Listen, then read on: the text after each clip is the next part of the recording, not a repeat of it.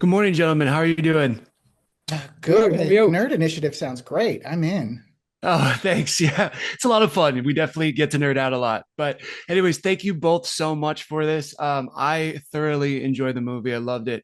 Oh, thank Um, yeah, I kind of want to dive right into the deep end, if that's okay. And this film walks a fine line between funny and some heartfelt moments.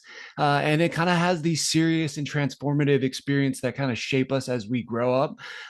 Was there a specific moment or memory from your own lives that planted the seed for this story? Well, that's kind of a trick question for me on account of it's sort of based on my life. Okay, It's based beautiful. on how I grew up, assuming I have grown up. My dad produced Right. theater for a living. He was never big time or anything, but it was never a catastrophe not to have the success. And I hadn't really seen that in a movie before. And I thought, oh, well, that sounds original. And while I was writing it, a lot of my friends were going through that period where they either really doubled down on making their dreams happen if they haven't happened yet, or they abandon them and figure it out. And how long do you gamble on yourself? And how long do you wait? You know, and that was Yeah. moving to me. And so that sort of propelled me forward. I love it. That makes a ton of sense. I mean, when you juxtapose Lester versus Derek, is Derek, was he also inspired by a family member that you grew up? Because in some ways, even though he was kind of the normal kid in this relationship, he's kind of the outsider in the family. Exactly. And Mhm. that was true. And that interested me, where like the normal one doesn't fit in. He's the odd one. I actually in the movie there are two brothers, but I actually there are three of us. But I only wanted to write two, and I just told both of my brothers, "You're Derek. Don't Okay. That's awesome. as I'm long as sure they they don't see this, appreciated it. yeah, as long as they don't see There's this, then there's we're we're one of my good." favorite lines in the film was when they're in the car and Derek's in the back and he's moaning about not wanting to, be part of the whole sort of You know, family business. And and Allison basically says to him, "Well, you're not very good," and it's just Yeah. it's just her timing and everything. It just always really made me laugh.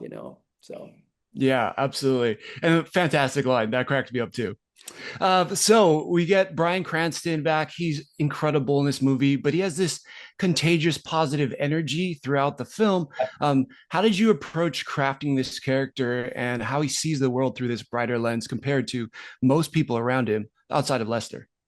yeah, I mean he's the eternal optimist. I mean, it's really his line, everything's going to be great. It's his mantra, right? And and we had such great fun crafting the character. I mean, it was, Stephen presented us with a phenomenal script. So it was all on a page, but when you get somebody like Cranston, who's a filmmaker as well, he's not just an actor, and he brings Mm. so much to the character, yeah. And it was his idea to do the moustache with it, with it curled up, and little quirks with his costume and stuff. I think at one stage we even thought about putting him in a purple suit, but then we sort of thought it was maybe a little bit too quirky. But he really chose a lot of his own costume, and uh, and this sort of eternal optimism of Buddy. Um, as I say, was on the page, but Cranston just really elevated it, and he didn't take much direction, to be honest. He's Bryan Cranston. Mm. You just have to guide him. You don't have to. Some actors love getting directed, like Chris Cooper, who is one of the best actors I've ever worked with. He really liked getting directed, and Mm. was really keen for that. And me and Bryan had a very easy sort of um an easy relationship in terms of there wasn't much that he needed to do, because he just like even off camera he brings this real fun and optimism and stuff. So it wasn't a big stretch for him to play Buddy, I don't think. Yeah, the optimism I think is inherent in the title, Yeah. because that implies everything's not great now, but it's going to be. Mm. right.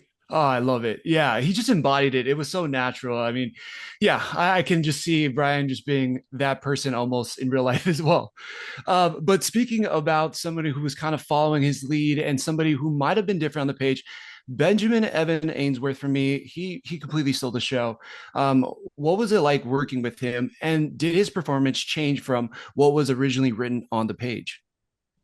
Well, I mean, I'll let Stephen answer the second question about did it change from the page, but the first part of it, he was a dream, really. I mean, it's always challenging to sometimes when you're working with kids because you have the families to deal with as well. You know, when we shot this film, Benjamin was 14.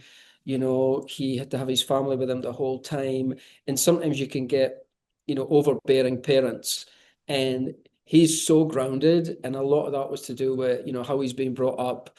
He's so professional, a real joy to work with, and he would, you know, he would go off between takes and do studying in his little camper van that we had for him.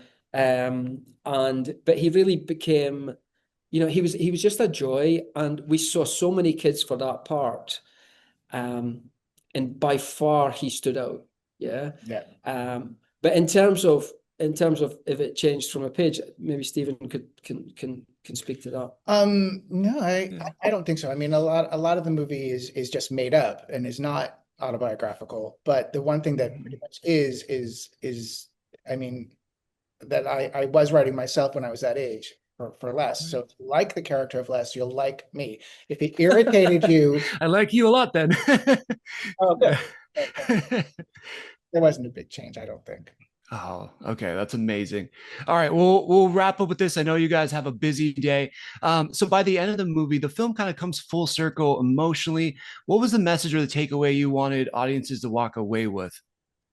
Well, again, Stephen can have his view about this, but in terms of me personally, I felt that, and it was in the script where it was, you know, there's a lot of emotion at the end before, you know, because we won't go into spoilers and why the emotion comes at the end, but it's emotional, but it's heartfelt, and it should be an upbeat at the end, you know. So audience should hopefully be crying their eyes out at the end, but be inspired that it's about chasing your dreams, and it's about, you know, your dreams coming true and never giving up, you know. And so hopefully we have the sweet spot where we have them happy but crying as well.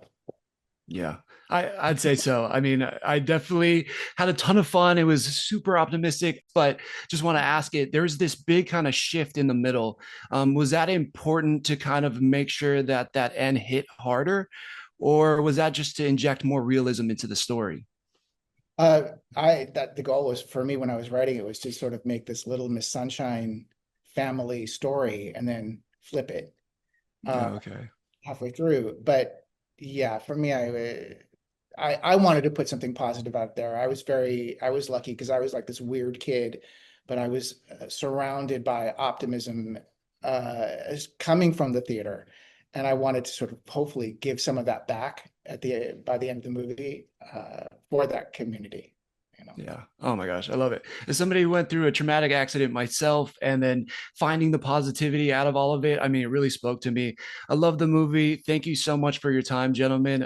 This really, yeah, I can't wait to share this with so many people just because it's just so much light and positivity and just fun in this movie, along with the real things that we all go through. So thank you so much for your time and thank you for creating this I amazing really movie. liked it. Thank Thank you, you. Thomas.